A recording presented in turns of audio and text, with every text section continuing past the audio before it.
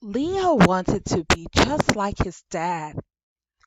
He would look at his paws and then search for his dad's paw prints close by to compare his own. He would look at his nose and ears and try to remember how much bigger his dad's looked when they were wrestling in the grass. He would look at his mane and simply sigh because he could tell without any measuring or remembering that it was nothing like his dad.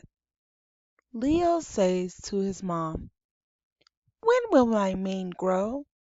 His mom would give him a lick and simply say, "In his own time, in his own good time." All through the spring, Leo watched his mane. It didn't grow an inch. All through the summer, Leo watched his mane. It only grew a little. All through the fall, Leo watched his mane. It grew a little more. All through the winter, Leo watched his mane. It grew only a little more. Then when spring came again, something happened.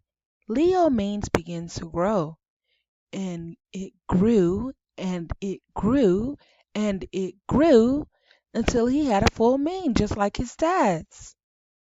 Leo was so happy he felt like $1 million, or in lion's talk, 1 million butterflies. Leo frolicked in the green grass.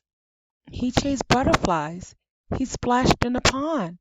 He stopped to take a look at his lovely long mane. When the water calmed down and he could see himself, he shrieked. His mane was tangled and matted in a matted mess. He ran home to his mom in tears.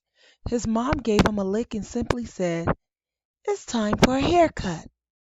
She took out a pair of scissors and began to snip. When she was through, the tangles were gone and Leo still had a beautiful mane. It was just the right size for a lovely little lion.